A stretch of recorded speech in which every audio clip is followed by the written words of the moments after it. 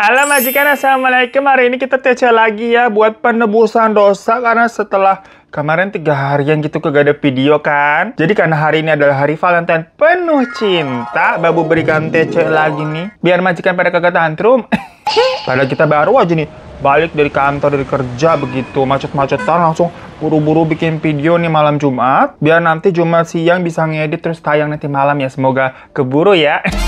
Ya tapi selain itu emang juga gara-gara ceritanya seru nih gengs. Jadi pingin cepet-cepet tag video. Ini kiriman ceritanya dari teman kita namanya Reno. Dimana katanya dia ditinggalkan sama ibunya karena ibunya nih kawin lagi dengan pria lain. Dan ujung-ujungnya Reno ini harus berjuang merawat 3 adiknya gengs. Ini pokoknya ceritanya bener-bener bikin haheho. Jadi gini, sewaktu Reno ini kelas 3 SMA, itu tuh waktu mau menjelang ujian nasional, dulu masih ada ya UN ya. Kalau sekarang kan namanya asesmen nasional begitu. Nah waktu itu orang tuanya nih pisah. Dimana yang mengajukan gugatan cerai itu adalah ibunya gengs, bukan si bapaknya. Dengan alasan katanya si bapak ini yang memang waktu itu kerjanya sebagai tukang servis elektronik, dinilai tidak bisa memenuhi ekonomi keluarga. Yang ternyata memang dibalik itu, ibu juga lagi dekat dengan pria lain yang lebih mapan, pengusaha karpet gitu namanya Pak Ali kalau kata si Reno. Ya jujur waktu itu jadinya si Reno ini sangat membenci ibunya ya. Karena gimana sih melihat sosok ibu tuh lebih memilih pria lain, padahal bapak ini sebenarnya bukan suami tipe-tipe yang KDRT, galak atau gimana-gimana kayak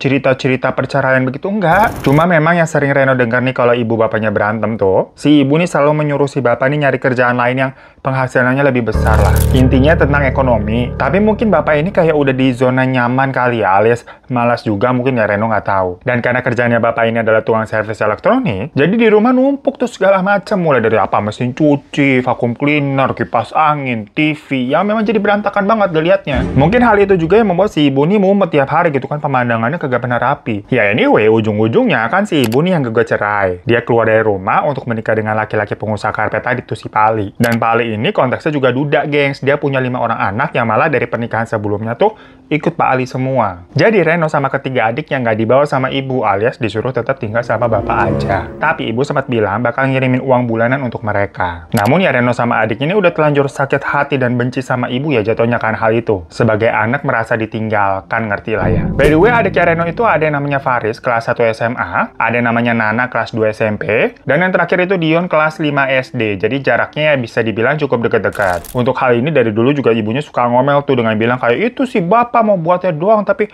nyari duit lebih buat biaya anak-anak juga sama istrinya, males-malesan. Intinya begitulah ya majikan. Namun baru sekitar 7 bulan pernikahan si ibu dengan si Pak Ali, Reno ini dapat kabar kalau mereka berdua mengalami kecelakaan mobil. Dimana di dalam mobil waktu itu tuh ada Pak Ali, ada ibu, sama ada satu anaknya Pak Ali yang paling kecil umur 12 tahun. Dimana Pak Ali ini tuh nabrak mobil lain gengs, yang menyebabkan Pak Ali ini luka-luka berat, masuk ke rumah sakit, anaknya Pak Ali juga masuk rumah sakit, tapi ibu meninggal di tempat. Dan juga mobil yang ditabrak sama Pak Ali tuh pengemudinya juga meninggal, bapak-bapak. Jadi yang selamat dari kejadian itu hanya Pak Ali sama anaknya, namun keadaannya luka parah ya, dan dirawat di rumah sakit tuh. Dimana waktu itu juga Pak Ali belum sempat ditanya-tanya gimana kejadiannya tuh, karena sampai nggak sadar. Namun kalau kata saksi mata nih melihat, mobilnya Pak Ali ini sempat oleng dan akhirnya Toto langsung nabrak mobil lain aja. Jadi bisa dikatakan kalau secara kasat mata, Pak Ali yang salah. Tapi memang dari hasil pengecekan mobilnya itu katanya remnya blong, gengs. Cuma Pak Ali ini kan mau ditanya-tanya juga belum bisa ya ceritanya tuh bagaimana. Nah, namun dari sini nih mulai ada masalah majikan. Dimana di sini si Reno nih sebagai anak tertua itu tidak mau ngurusin pemakaman sang ibu. Yang padahal ibu itu kan udah nggak punya siapa-siapa ya. Suaminya Pak Ali itu di rumah sakit, keluarganya Pak Ali, maksudnya anak-anaknya Pak Ali juga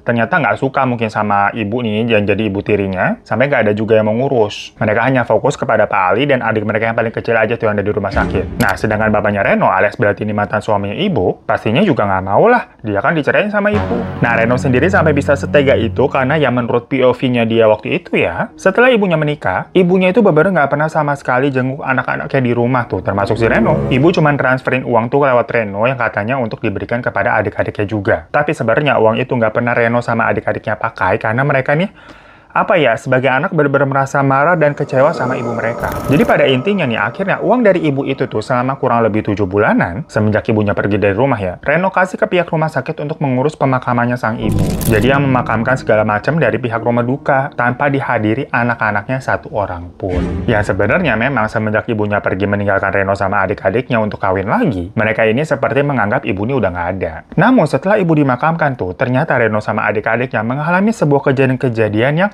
seperti didatangi sama sosok ibu. Mereka semua kan di rumah itu tidurnya satu kamar ya. Jadi 4 orang anak nih gabung semua pakai ranjang tingkat gitu dua-dua. Katanya sempit banget itu, cuma ada space buat jalan di tengah. Lemari baju mereka aja tuh di luar tuh digabung sama ruang tengah. Tapi semenjak ibu pergi nih, Dion ceritanya jadi suka tidur di kamar ayah. Karena ayah memang lebih suka tidur di kursi luar dekat tempat kerjanya, alias ya tadi tuh buat benerin barang-barang elektronik yang pada numpuk. Ya mungkin karena sampai malam tuh suka ngutak-ngatik barang kan untuk diservis, jadi ketidurannya ada kursi bambu panjang di samping situ. Intinya Dion ini tidur sendirian di kamar ayah dan ibu. Nah suatu malam tiba-tiba terdengar suara Dion nangis-nangis tuh dari dalam kamar. Kejar banget nangis, gengs, kenceng banget. Yang membuat satu rumah ini kebangun nih. Pas dilihat posisinya si Dion lagi nutup kepalanya tuh pakai selimut, dan pas ditanya kenapa gitu, katanya tadi ada ibu yang tiba-tiba tidur di sampingnya di kasur. Karena kaget ya Dion langsung nangis kejar. Soalnya katanya sosok ibunya itu serem banget, gengs, kayak berdarah-darah, luka gitu, macam orang habis bekas kecelakaan. Sebelah palanya juga sampai gepeng, peang gitu, penuh luka. Ya awalnya sih nggak ada yang percaya ya. Tapi di malam yang sama tuh, jadi habis heboh-heboh tadi, akhirnya si Dion kan pindah ya tidur bareng lagi sama kakak-kakaknya. Dan ayah tetap sih tidur di kursi bambu. Nah dari dalam kamarnya ibu tuh terdengar ada suara ibu yang kayak merintih kesakitan sambil bilang, Reno, tolong ibu Reno. Reno, tolong ibu Reno.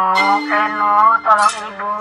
itu jelas banget suaranya, mana semuanya dengar ya, Reno ya, Faris, Nana sama Dion. Mereka semua langsung ngecek ke kamar ibu, tapi nggak ada apa-apa, kosong. Namun tadi suara siapa dong jadinya? Sebentar bapak dilihat masih tidur aja begitu nyenyak ngorok. Besoknya mereka berkegiatan seperti biasa tuh, karena kan semuanya ini masih pada sekolah ya. Reno sendiri kan tadi lagi persiapan UN, yang mana waktu itu lagi tryout terus katanya di kelasnya. Jadi udah bukan kegiatan belajar mengajar seperti biasa lagi ya, melainkan mengerjakan soal-soal ujian tuh buat latihan. Nah, pas lagi ngerjain soal, satu kelas kan hening banget karena pada serius. Dan keadaan di luar tuh hujan deras. Reno duduknya di bangku deket jendela tuh di pojok. Dimana waktu ngerjain soal, dia sempat noleh tuh ke arah luar. Nah, di lapangan, tiba-tiba ada sosok ibunya berdiri hujan-hujanan dengan ekspresi yang kayak sedih gitu. Tapi ya kondisinya penuh luka dan mengerikan. Sampai-sampai ada darah yang mengalir tuh ke guyur hujan yang membuat air di lapangan tuh kelihatan berwarna merah. Reno langsung merinding kan tuh. Dia sempat melotot dan langsung memalingkan mukanya tuh dari jendela, nggak mau ngeliat. Dia ngeliat ke arah teman-temannya tuh di depan semua lagi pada sibuk megangin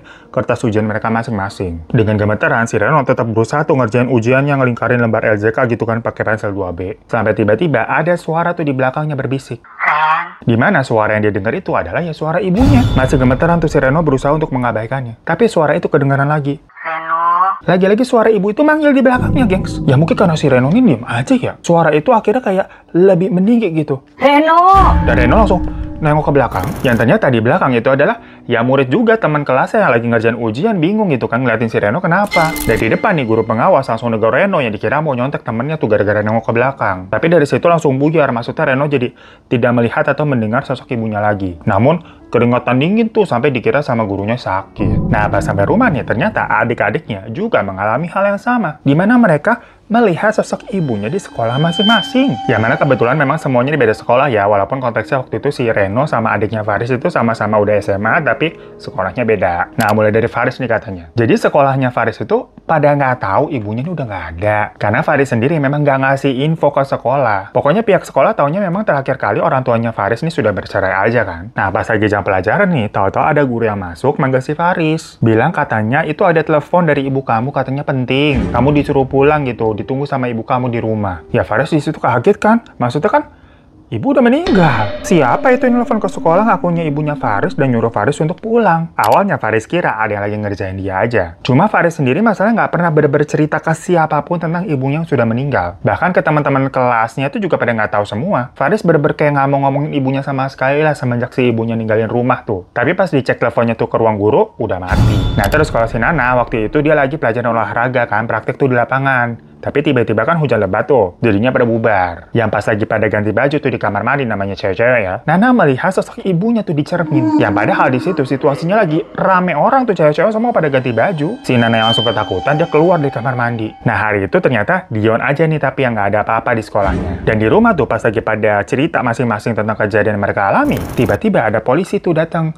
nyariin bapak. Kebetulan bapak memang lagi nganterin barang servisannya ke rumah orang yang punya. Jadi polisi itu sempat nunggu tuh kayak di depan rumah, yang mana membuat tetangga-tetangga pada kepo ngeliatin. Pada nanya ke Reno kayak, kenapa ada polisi? Ya Reno juga nggak tahu kan ya. Sampai akhirnya bapak pulang, ternyata polisi itu hanya nanya-nanya tentang ya Pak Ali sama ibu yang mengalami kecelakaan. Karena ternyata si Pak Ali ini kabur dari rumah sakit. Jadi katanya habis dia siuman, tau-tau kabur aja gitu. Sampai anaknya yang paling kecil tuh yang lagi dirawat di rumah sakit ditinggal sama dia. Bapak di situ bingung kayak, loh kenapa saya yang ditanya-tanya? Saya kan udah pisah lama sama istri saya. Yang ternyata semuanya nih, karena gimana pun juga Pak Ali itu kan menikah dengan mantan istri bapak. Ya mungkin bapak punya info gitu tentang Pak Ali dan sebagainya. Intinya mungkin ya polisi sebenarnya lagi nyari-nyari informasi aja. Cuma bapak ya jadi jutek bilang saya nggak ada urusan lagi sama mereka. Ya mungkin Pak Ali itu kabur karena takut disalahkan, disuruh bertanggung jawab atas kelalaiannya berkendara yang menyebabkan 2 korban jiwa. Tuh kan dia nabrak pengendara lain sampai meninggal kan. Makanya dia kabur tuh takut dihukum. Ya udah, tapi abis nanya-nanya begitu polisinya mah balik. Namun bapak langsung terlihat kesel tuh karena mungkin dia kan udah nggak mau berurusan dengan ibu tuh dari lama. Dan dengan nama Pak Ali aja membuatnya marah karena Pak Ali ini kan orang yang membuat ibu tuh menceraikan bapak. Ya pokoknya karena si Reno ini melihat moodnya bapak langsung gak enak hari itu, dia sama yang lainnya jadi mengurungkan niat untuk cerita ke bapak tentang kejadian mereka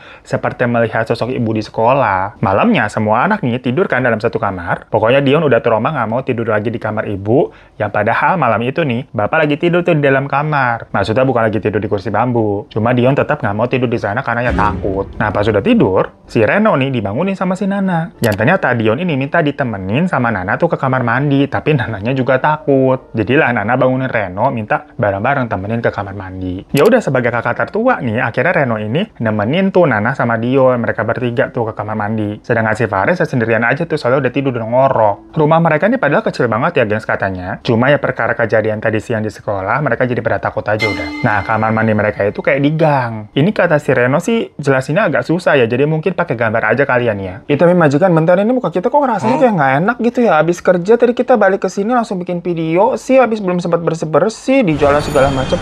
Panas banget lagian hari ini ya, polusi Jakarta ya. Bentar kita ambil bersih-bersihin muka dulu ya nih. Kita ambil pembersih muka ya, bentar.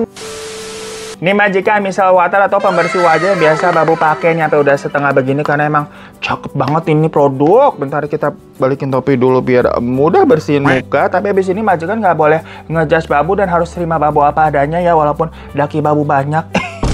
Langsung aja ambil kapas dan di crot sampai muncat begini nggak apa-apa. Harganya murah. Dan langsung di aplikasiin aja nih ke muka. Bentar kita copot kacamata dulu. Langsung segar banget rasanya nih kalau udah pakai beginian. Sampai ke leher-leher ya. Tuh. Enak banget rasanya, beda emang kalau udah bersihin muka begini nih.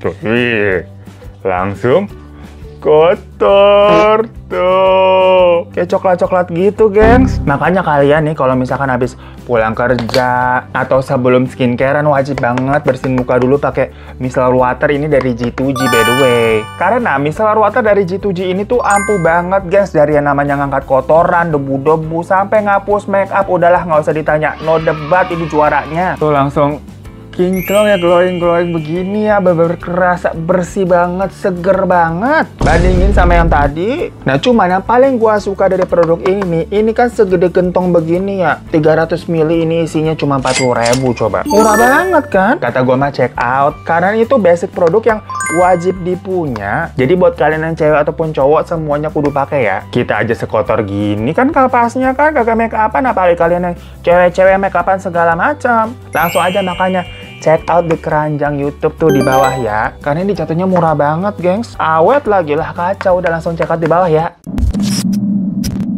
Jadi tadi kamar mandi mereka kan kayak ada di gang ya. Intinya ada pintu tuh di belakang, yang mana ada lorong panjang menghubungkan dengan rumah-rumah lainnya di samping-sampingnya tuh dengan kamar mandi juga. Dan di sepanjang lorong itu, orang-orang atau para tetangganya tuh pada jemur baju. Pokoknya kira-kira beginilah ya gambarannya. Ya mereka kan soalnya tinggalnya di kawasan padat penduduk. Pokoknya di situ si Dion pipis tuh sebentar, pintunya nggak ditutup. Terus nggak lama gantian Nana yang masuk, tapi pintunya ditutup dikit aja gitu. Cuman nggak rapet ya, sengaja dibuka dikit. Nah pas lagi nungguin Nana, Reno nih yang sebenarnya masih kayak ngantuk-ngantukan gitu ya. Dengar ada suara. Ren, tolong ibu Ren, maafin ibu. Dan pas dengar begitu ya langsung melek si Reno. Dia ngeliat kanan kiri begitu kan di sepanjang lorong tuh. Ya lorongnya kan sempit ya, penuh sama jemuran baju juga tetangga kanan kirinya. Nah di situ Reno ngeliat ada kaki, gengs. Jadi badannya memang terhalang sama jemuran-jemuran yang ada di sana. Jadi kelihatan kakinya doang tuh nyeker, nggak pakai apa-apa, diem aja gitu gelap. Cuma ada lampu kuning remang-remang di sepanjang lorong itu. Nah posisinya si Reno itu kan berdiri bener-bener di lorongnya. Nana tuh di dalam kamar mandi dan Dion ada di dalam rumah tapi dekat pintu tuh. Jadi dekat deketan sama si Reno. Tapi karena si Dion ini posisinya di dalam, jadi dia nggak bisa ngeliat ke arah lorong, jadi dia nggak ngeliat itu kaki. Reno perhatiin terus tuh kakinya tuh. Itu kaki tetangganya apa bukan? Kok diem doang gitu, nggak gerak-gerak, aneh banget. Sambil natap kaki itu, si Reno bilang, "Nak,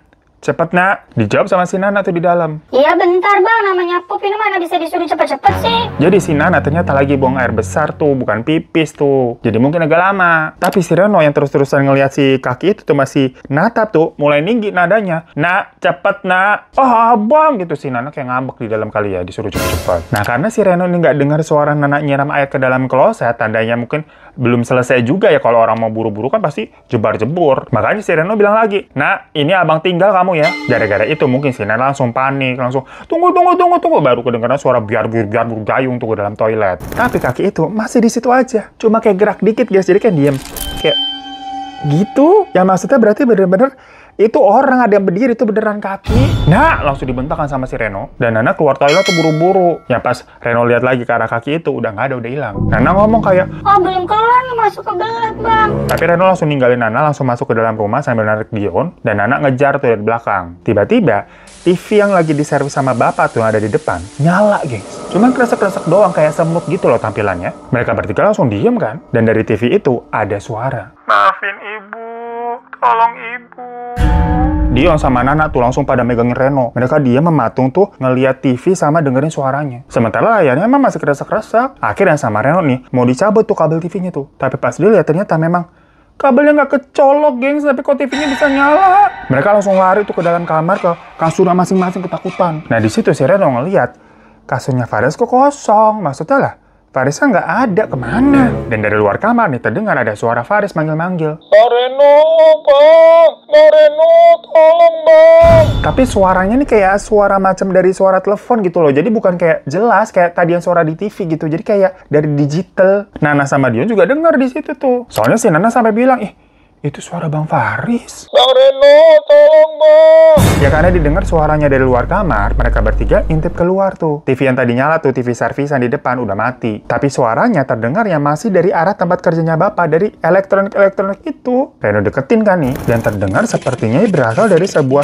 speaker radio yang mana itu kayak radio jadul, gengs. Udah lama rusak, cuman masih ditimbun aja memang sama Bapak di situ, nggak pernah nyala. Pas dideketin, bener suaranya dari sini loh. Kok bisa? Karena ketakutan dan nggak ngerti harus ngapain ya, akhirnya mereka manggil Bapak tuh ke kamar. Namun ternyata di dalam Bapak nggak ada. Lah, mereka bingung kan, kemana Bapak? Pas balik badan tuh, ternyata ada si Faris lagi berdiri sambil nanya, kenapa pada rame-rame? Semua langsung pada tidak kaget kan, mereka kira itu bukan Faris. Tapi ya ternyata itu beneran Faris yang bingung sama kelakuan saudara-saudaranya pada ngapain. Si Faris ngakunya sedari tadi, dia tidur aja kok di kasur nggak kemana-mana. Cuma memang pas dengar ada suara rame-rame, dia kebangun. Padahal tadi tuh si Reno, Nana, sama Dion ngeliat di kasurnya Faris mah nggak ada. Ya tapi emang nggak sampai ngecek buka tutupan selimut gitu ya. Namun kalau misalkan ada Faris di dalam selimut juga kan harusnya ada bentukan orangnya. Ini enggak. Tepos aja kasur, nggak ada siapa-siapa. Emang udah dilihat nggak ada siapa-siapa. Ya udah akhirnya malam itu mereka tidur bareng-bareng lagi kan, saling jaga. Sampai besok paginya Bapak nih masih nggak ada, masih belum pulang. Bapak kemana kok tumben-tumbennya nggak ngabarin, nggak bilang mau pergi kemana dan nggak pulang-pulang. Padahal pas paginya itu ada beberapa orang yang datang ke rumah tuh buat ngambil barang servisan yang katanya Bapak dijanjikan tuh hari ini bisa diambil, tapi kan Bapaknya nggak ada. Dari situ ya semuanya nih pada pergi ke sekolah masing-masing, dan pas pulang sekolah si Reno nih melihat adik-adiknya lagi nungguin dia di depan rumah tuh masih pada pakai seragam. Pas ditanya kenapa nggak masuk, pada bilangnya takut. Jadi emang sengaja tuh pada nungguin si Reno nih sebagai kakak paling tua gitu loh, karena bapaknya masih belum balik juga. Dion tuh bilang, apa Bapak jangan-jangan diculik hantu ibu ya Bang? Hush Dion, jangan ngomong yang enggak. Semua langsung pada bilang gitu kan. Cuman ya mereka mulai bingung gengs, karena sampai menjelang malam pun Bapak nih masih belum pulang, aneh banget. Ya sebagai anak nih mereka kan juga nggak tahu harus gimana ya, tapi untungnya maksudnya semenjak ibu pergi dari rumah tuh bercerai, anak-anak nih udah jadi kayak pada mandiri semua. Terutama Reno yang memang kayak menggantikan sosok ibu tuh buat nyiapin makan, ngurusin adik-adiknya sama bapak juga. Cuma malam itu ya mereka jadi nggak bisa tidur karena takut ada gangguan-gangguan lagi kan. Kecuali si Dion yang tau-tau pas dilihat udah ngorok aja tuh dia. Tiba-tiba terdengar ada suara pintu depan tuh dibuka, dan gak lama suara pintu kamar Bapak juga kayak dibuka terus ditutup lagi. Ya maksudnya, oh tuh akhirnya Bapak pulang. Nah Reno langsung mau nyamper ini, karena kan tadi pagi nih ada orang yang mau ngambil servis vakum cleanernya tuh, tapi Bapak kan kagak ada. Dan pas sorenya itu orang balik lagi ambil marah-marah, katanya gimana sih udah molor nih seminggu dari waktu yang dijanjikan. Jadi Reno nih mau nanya itu vakumnya udah selesai atau belum, kadang kan dia juga nggak tahu ya. Ntar dia kasihin ke orangnya ternyata belum bener gitu kan, kena semprot yang ada. Tapi pas Reno buka kamar Bapak, lah nggak ada siapa Siapa? Kosong. Pak, si Reno sampai manggil-manggil kan. Bingung dia maksudnya. Lah tadi bukannya kayak ada bapak yang baru pulang, ada suara buka tutup pintu. Tapi kok ternyata bapaknya nggak ada. Dan pas Reno nih balik badan nih mau nutup pintu kamar bapaknya, ada suara dari dalam kamar. Ren, maafin ibu ya nak, tolong ibu.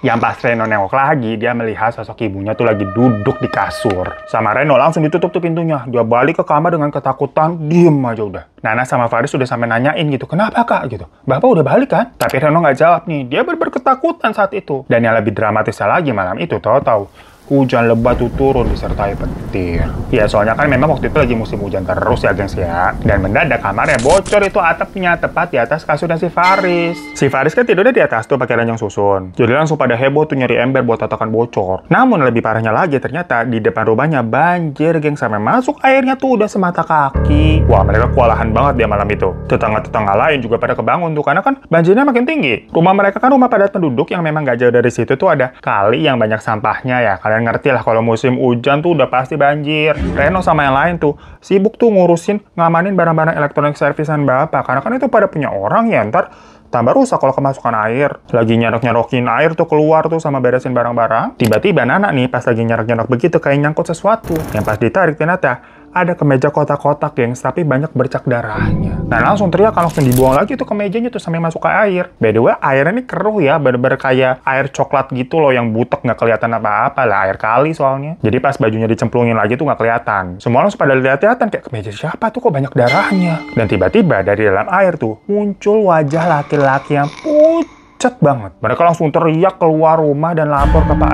RT.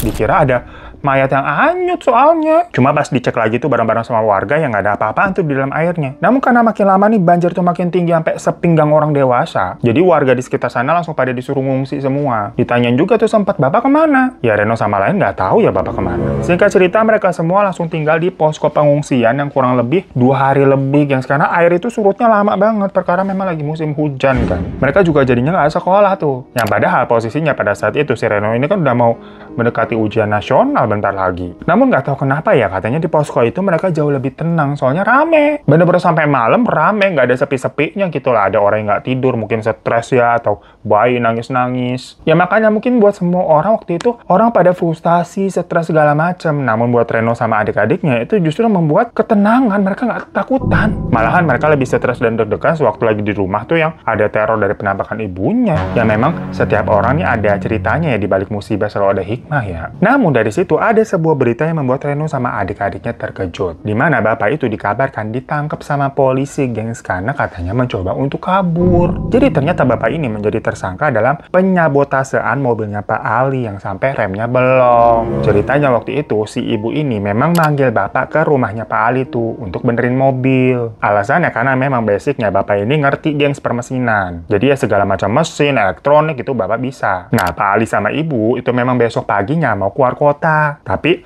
mobilnya ngadet. Dan hari itu udah malam, mereka nih manggil montir lain gak ada yang bisa. Jadilah bapak dipanggil. Yang di satu sisi, katanya maksudnya ibu dipanggil bapak, tujuannya supaya bapak ada tambahan uang untuk anak-anak juga lah uangnya. Biar suami barunya nih Pak Ali nanti yang bayar. Ya tapi di sini sebenarnya nggak tahu ya niat ibu nih apa gitu. Apakah memang pure gitu mau bantu bapak supaya bisa mendapatkan duit tambahan untuk anak-anak ataupun ada hal lain. Karena hal yang ditangkap sama bapak tuh beda. Maksudnya bapak ini jadi merasa terhina dan sakit hati. Yang seolah-olah derajatnya ini merasa direndahkan gitu loh. Semacam dipanggil ke rumah nih untuk benerin mobil dari suami baru si mantan istrinya. Ngerti kan ya? Yang mana jadinya di situ bapak ini sakit hati yang akhirnya membuat rem mobilnya dari Pak Ali tuh nggak berfungsi.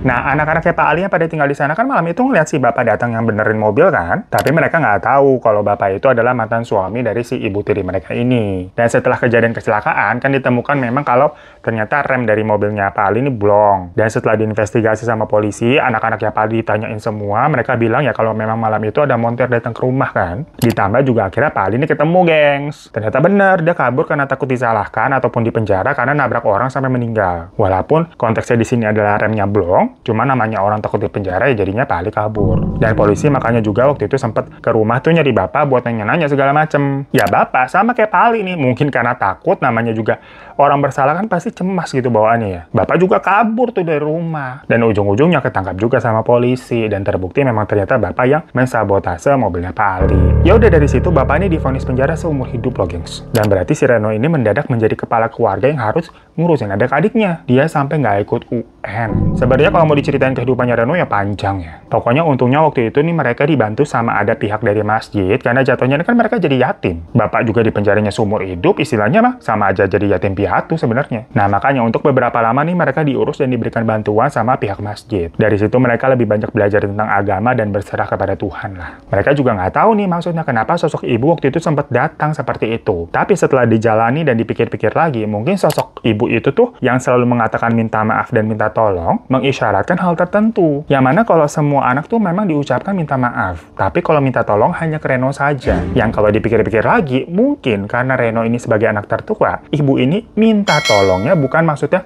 nolongin dia mengungkap semua ini karena dibunuh sama bapaknya gitu, enggak. Tapi lebih minta tolong kepada Reno jagain adik-adik. Karena ibu udah nggak ada dan bapak dipenjara seumur hidup. Jadi tinggal Reno satu-satunya harapan nih, ya makanya ibu meminta maaf dan meminta tolong.